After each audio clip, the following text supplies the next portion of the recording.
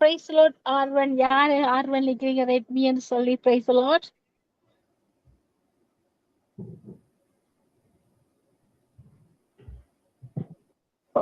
Mic எடுத்துட்டு பேசுங்க sister. praise the Lord Redmi. praise the Lord sister.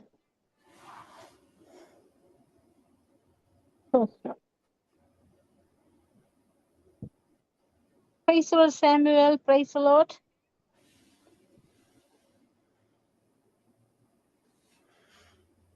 praise the Lord Samuel.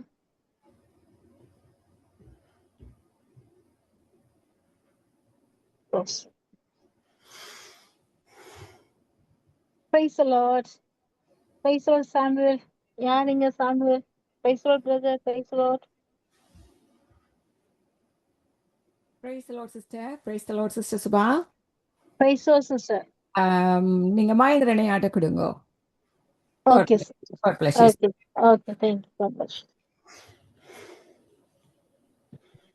ஆமென். நாங்க இதுவரை நேரமும் துதி பாடலுக்கூட கடந்து சென்றோம். அடுத்ததாக நாங்க வார்த்தையின் வெளிச்சத்தின் நேரத்துல வெளிச்சத்தை காணப்போகிறோம். நாளும் வெளிச்சத்தின் தேவன் நித்திய வெளிச்சத்துல வார்த்தையின் வெளிச்சத்தோடு நம்மோடு பேச போறார். நம்முடைய பிரகாசமான மெனக்கண்கள் திறக்கவும் அந்த வார்த்தையை நாங்க இதே போல எழுதவும் கர்த்தர்களுக்கு உதவி செய்வாராக.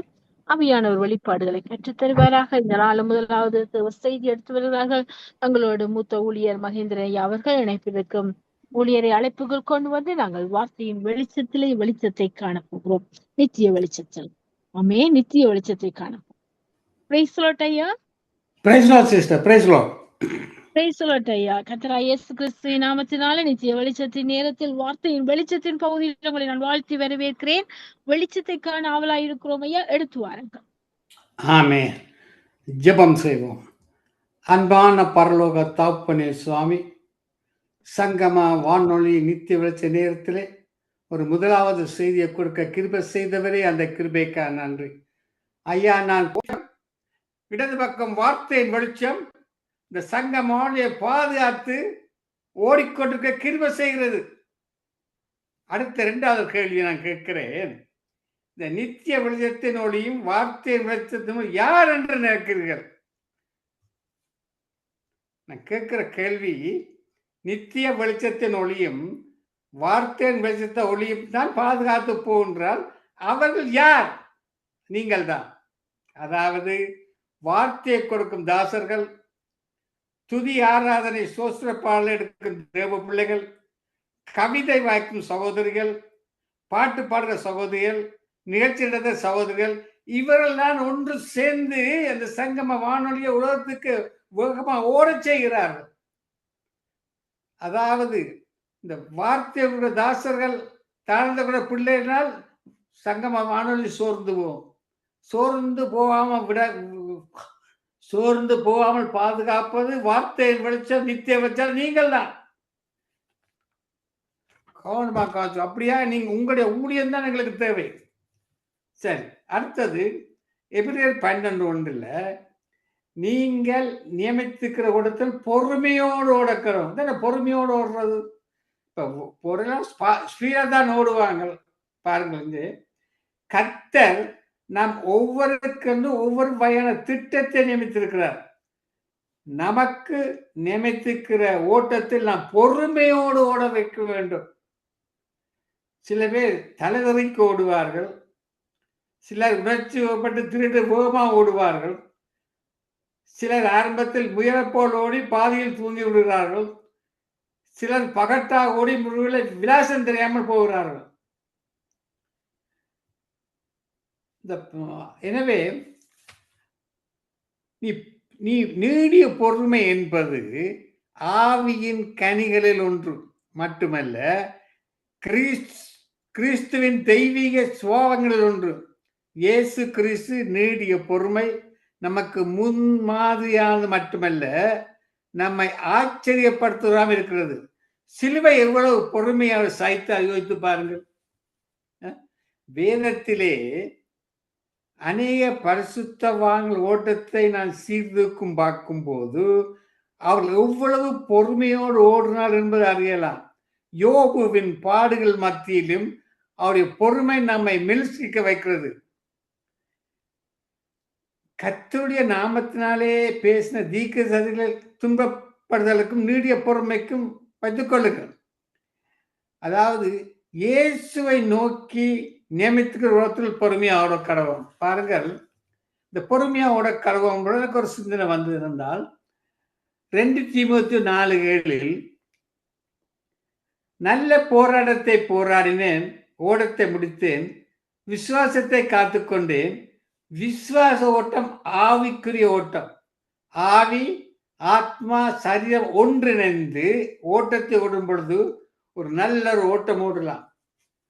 ஆமேன். அதாவது அடுத்த எனக்கு ஒரு கேள்வி, வேதத்திலே நல்ல ஓட்டம் ஓடணும்னா தாவீது ஓடவில்லை.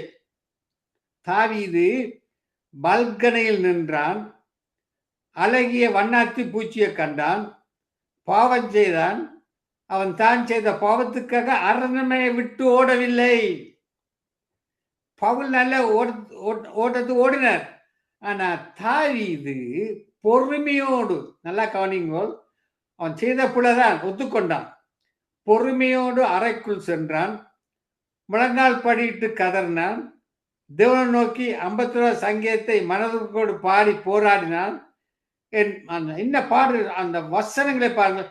என் மீறுதல்களை நான் அறிந்திருக்கிறேன், என் பாவம் எப்பொழுதும் எனக்கு முன்பாக நிற்கிறது. அடுத்த வருஷத்திலே என் சமூகத்தை விட்டு என்னை தள்ளாமலும் உமது பரிசுத்த ஆவியை என்னிடத்திலிருந்து எடுத்துக்கொள்ளாமலும் என்று ஒரு பாவை அறிக்கை பாடினான். தேவன் அவரை மன்னித்தார். ஆமென். சில விசுவாசிகள் நல்ல போராட்டத்துக்கு ஓடுகிறார்கள். ஆனால் விசுவாசத்தோடு ஓடும் பொழுது அந்த ஓட்டத்திலே 3 மாளிகைகள் கண்ணுக்கு தோன்றும். 3 மாளிகை பிசாசு கொண்டு வருவான். 1 மாளிகை பணம், 2ஆம் மாளிகை அழகிய வடிவழகி, 3ஆம் மாளிகை பெருமை. பவுலோடு ஓட தேமா இந்த உலகத்தின் மேல் ஆசை வைத்ததினால் ஓட்டத்தை இடையிலே நிறுத்தி விட்டான். கேட்கிற சகோதரரே பாருங்கள், கானானுக்கு போகும் வழியிலே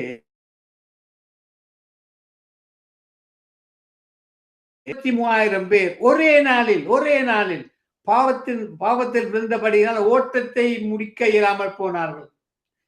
கிறிஸ்தவ ஓட்டத்தை தொடர் ஓட்டத்துக்கு ஒப்பிடலாம். பழைய ஏற்பாட்டு பரிசுத்தவான்கள் முதல் பாதையை ஓடினார்கள் என்றும் நாம் இறுதி பாதையை ஓடி முடிக்க வேண்டும் என்று சொல்லலாம். பாருங்கள், நாம் இவ்வுலகில் ஓடும் போது தேவன் பரத்திலிருந்து வழி நடத்துகிறார். அவரது சத்தம் நாம் வலதிடப்புறம் சாதபடி நம்மை காக்கிறார். தேவனுடைய கட்டளைக்கு கீழ்ப்படியாமல் போவோமானால் நமது ஓட்டப்பாதையில் வெளிச்சம் இராது. தேவனுடைய வார்த்தைக்கு விருப்பத்தோடு கீழ்ப்படுவோமானால் பாதையில இடரல மாட்டோம். இயேசு சொன்னார், இயேசு கிறிஸ்துவே தலைவரும் பயிற்சியாளருமா இருக்கிறார். அவர் நடந்தது போல நாமும் நடப்போம், அவர் ஓடுவது போல நானும் ஓடுவோம். அவர் தாமே முதலில் ஓடியிருப்பதால் நமது ஓட்டத்துக்கு சந்திக்கும் சகல பிரச்சனை அவர் நன்கறிவார். அவர் வெற்றியால் ஓட்டத்தை முடித்து வீரமாக சிலுவையிலே சிறந்தார். நாம் ஓட்டத்திலே விழுந்து அப்படி புது பிறன் அளித்து உருட்டு எங்களை குத்துவார். கிறிஸ்தவ ஓட்டம் கிருபையிலே துவங்கி கிருபையிலே தொடர்ந்து கிருபையிலே முடிகிறது. எல்லாம் கிருபையினாலே. தேவன் தினம் புதிய போதுமான கிருபையை தருகிறார். அது காலைதோறும் புதியது. கிறிஸ்து ஓட்டத்தை குறித்து பேசும்பொழுது பவுல், நீங்கள் பெற்றுக்கொள்ளத்தக்கதாக ஓடுங்கள், தேவன் அளித்துள்ள உதவிகளால் நம் தடைகளை தாண்டி தொடர்ந்து ஓடுவோமா என்று சொல்லி இருக்கிறார். கேட்டுக்கொண்ட சகோதரியே, நேரம் கடந்து சொல்வது முடிவாக நான் ஒன்று சொல்ல விரும்புகிறேன். நம்முடைய ஓட்டத்திலே முடிவிலே அவர் நின்று கொண்டிருக்கிறார். நம்முடைய விசுவாசத்தை பாதுகாத்துக் கொண்டு நம்மிடத்தில் ஒப்பிக்கொண்ட நல்ல பொருளாகி அந்த ஆத்மா அவருடைய கரத்திலே ஒப்புவிக்க வேண்டும். ஸ்தேவான் கர்த்தருக்காக ஓடினார். பக்தி வைராக்கியமா நின்று ஓடினார். கொடிய யூதர்கள் அவரை கல்லெறிந்து கொள்ளும் நேரம் வந்தது. அவர் தன் கண்களால் அங்குமிங்கும் திரும்பவில்லை. பரலோகத்துக்கு நேராக எடுத்தார். முழங்கால் பாட்டி இயேசுவை நோக்கி பார்த்தார். கர்த்தராகிய இயேசு என் ஆவியை ஏற்றுக்கொள்ளும் என்று சொல்லி ஒப்படைத்து ஜெபித்தார். பூமியின் ஓட்டத்தை வெற்றியோடு ஓடிவிடுத்தார். அப்போஸ்தலனாகிய பவுல் ஓடினார். அவருடைய இலக்கு கிறிஸ்து இயேசுதான். கிறிஸ்துவனுடைய அன்பை விட்டு ஒன்றும் அவரை பிரிக்க முடியவில்லை. ரோமாபுரி சிறைச்சாலையில் சிரச்சேதம் பண்ணும் நேரம் வந்தபோது அவர் தன் இலக்கை தவறவில்லை. நல்ல போராட்டத்தை போராடினேன், ஓட்டத்தை முடித்தேன், விசுவாசத்தை காத்துக்கொண்டேன் என்பதுதான் அவருடைய கீதம். நாம் ஓடுகிற பாதையிலே கிறிஸ்து ஓடினார். நம்ம போலவே மாமிசம் ரத்தம் உடையவர் அவர். ஓடுறதுக்கு நமக்கு நல்ல முன்மாதிரியை காண்பித்தார். இந்த கடைசி ஒரு கேள்வி எங்களை கேட்கலாம். இயேசு எப்படி ஓடினார் என்பதை கவனித்து பாருங்கள். அவர் தமக்கு முன் வைத்திருந்த சுவிசேஷத்தின் பொருட்டு அவமானத்தை எண்ணாமல் சிலுவையை சகித்து தம்முடைய கிருபாசனத்தில் வீற்றிருக்கிறார். தேவ பிள்ளைகளே, உங்களுக்கு உலகத்திலே உபத்திரவம் உண்டு. நம் அநேக உபத்திரவம் வழியாகத்தான் தேவனுடைய ராஜ்யத்துக்கு பிரவேசிக்க வேண்டும். ஆனாலும் நம்முடைய கண்கள் அவைகளை நோக்காமல் உலகத்தை ஜெயித்த கிறிஸ்துவை நோக்கி பார்க்கட்டும்.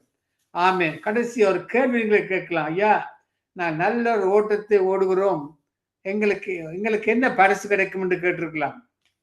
கவனிங்கள்.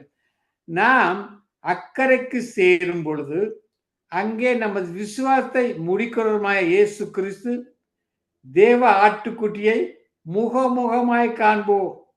நமது ஓட்டத்தை துவக்கியவர் இப்போது நம்மை வரவேற்க விருத்து கரங்களுடன் அங்கே காத்திருக்கிறார். நாம் எஜமானுடைய மௌலுக்குள் பிழைவோம். ஓட்டத்தின் முடிவு நித்திய மகிழ்ச்சி. இனி கண்ணீரும் இல்லை, கவலை இல்லை, மரணம் இல்லை, மகிழ்ச்சி மகிழ்ச்சி என்றே மகிழ்ச்சி. தேவனுடைய சிங்காசத்தின் வலது பக்கத்திலே இயேசு வீற்றிருக்கிறார். அப்படியே நாமும் அவரது சிங்காசத்திலே வீற்றிருப்போம். நமது நித்திய பணி ஆராதனையாக இருக்கும். ஜெபம் இல்லை, பிரசங்கம் இல்லை, துதித்து கொண்டே இருப்போம். ஜெபம் பண்ணுவோமா? அன்பான பரலோக தகப்பனே சுவாமி, இந்த சங்க மாமல்நதியின் மாலை நேரத்திலே சுவாமி, நீ எங்கே ஓடுகிறாய் என்ற தலைப்பிலே செய்தி கொடுக்க சொன்னவர் நீர் ஆண்டவரே. இந்த செய்தியை ஆசீர்வதி தந்தவர் நீர் ஆண்டவரே. ஐயா, இதிலே வந்து கேட்டுக்கொள்கிற ஒவ்வொரு பிள்ளைகளுக்குரிய ஆசீர்வாதங்கள், ஆவிக்குரிய ஆசீர்வாதத்தையும் மாமசத்துக்குரிய ஆசீர்வாதத்தையும் உலகக்குரிய ஆசீர்வாதத்தினை கட்டளை கொடுக்க வேண்டுமாக ஜெபிக்கிறேன் சுவாமி. ஐயா, இந்த செய்தியை மறு ஒளிபரப்பிலே போகும்போது அநேகர் கேட்டு நல்ல போராட்டம், நல்ல ஓட்டமோடு கிருபை செய்ய வேண்டுமாக ஜெபிக்கிறேன் சுவாமி. ஐயா, இதை கேட்டுக்கொள்கிற ஒவ்வொரு பிள்ளைகளையும் ஆசீர்வதியும், தொடர்ந்து வர நிகழ்ச்சியையும் ஆசீர்வாதத்தை வழிநடத்தவன் உண்டு. எல்லாம் இயேசு கிறிஸ்துவின் அதிகாரமுள்ள நாமத்தாலே ஜெபிக்கிறேன் பரமபிதாவே. ஆமென், ஆமென். ஆமென், ஆமென். நன்றி, நன்றி ஐயா. அருமையான வார்த்தையின் வெளிச்சத்துல நீ எங்கே ஓடுகிறாய்? நிச்சயமா நான் ஓடுகிறேன் பந்தய பொருளை அடைய.